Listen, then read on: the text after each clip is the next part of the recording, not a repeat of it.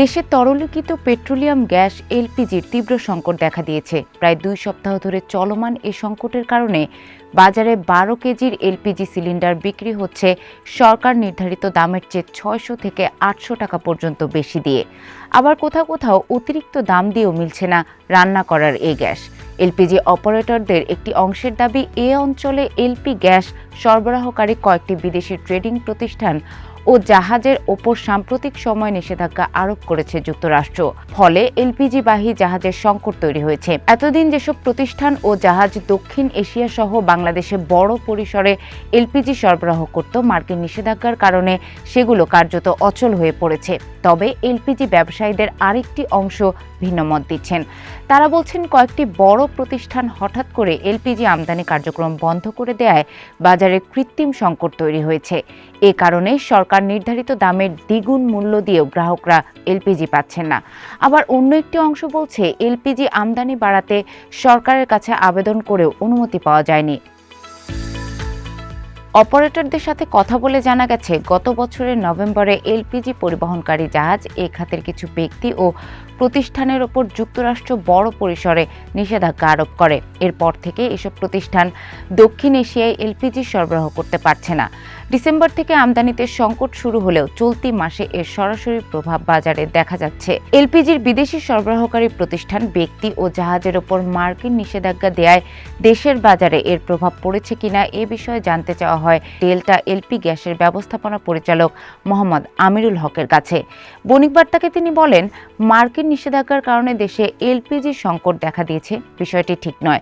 এখন শীতের মৌসুম, এ সময় এলপিজির একটু ঘাটতি থাকেই। তবে ঘাটতির আরও কারণ হলো, দেশে বেক্সিমকো, বসুন্ধরা সহ বড় 5টি কোম্পানি এখন এলপিজি আমদানি করছে না। তাদের অবর্তমানে যে ঘাটতি তৈরি হয়েছে তা পূরণ করতে হলে অন্য কোম্পানিগুলোকে আমদানি করতে হবে, কিন্তু সেটি তো হচ্ছে না। এই সংকট কাটাতে আমরা সহ অর্থাৎ ডেল্টা এলপি গ্যাস সহ 5টি কোম্পানি এলপিজি আমদানি বাড়াতে মন্ত্রণালয়ে আবেদন করেছিলাম, কিন্তু কাউকে অনুমতি দেওয়া হয়নি। সংশ্লিষ্ট সূত্রগুলো জানায়, নিষেধাজ্ঞাভুক্ত ব্যক্তি ও প্রতিষ্ঠানের বড় অংশই ইরান ও সংযুক্ত আরব আমিরাত ভিত্তিক এবং তারা দক্ষিণ এশিয়ায় এলপিজি ও জ্বালানি তেল সরবরাহের সঙ্গে দীর্ঘদিন ধরে যুক্ত।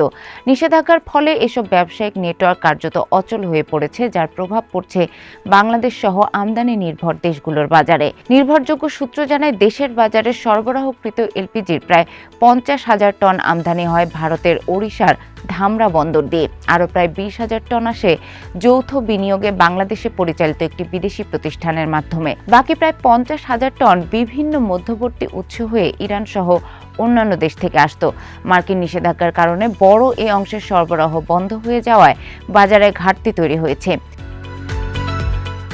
এলপিজি খাত সংশ্লিষ্টরা বলছেন, ইরান থেকে এলপিজির বৈশ্বিক সরবরাহকারীরা এখন মারাত্মক সংকটে পড়েছে।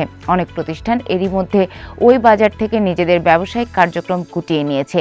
ফলে বিকল্প উৎস না পাওয়া পর্যন্ত বাংলাদেশের বাজারে সরবরাহ স্বাভাবিক হতে সময় লাগবে।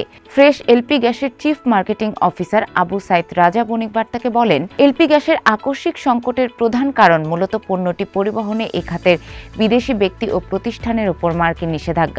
এছাড়া বেশ কিছু জাহাজের ওপর নিষেধাজ্ঞা রয়েছে। ফলে 3 মাস আগে যারা এলপিজি আমদানির ক্রয়াদেশ দিয়েছে তারাও পণ্য আমদানিতে অসুবিধায় পড়েছে। বাজারে ফ্রেশ এলপিজির যে পরিমাণ সেলস ভলিউম তার চেয়ে 30% কম আমদানি করতে পারছে। ফলে চাহিদা অনুযায়ী সরবরাহ দেয়া না গেলে এ সংকট তৈরি হবে। আর এলপিজির আমদানি কমে গেলে এক ধরনের সংকট দেখিয়ে খুচরা বাজারে বেশি দামে বিক্রি হবে, এটা তো স্বাভাবিক। শুভ রেস্তোরাঁর মালিক আব্দুল কুদ্দুস আলী বলেন, আমার হোটেলে দৈনিক 3টা সিলিন্ডারের প্রয়োজন হয়। বৃহস্পতিবার দাম ছিল 1,500 টাকা, গত শুক্রবার 1,700 টাকা দাম নিল।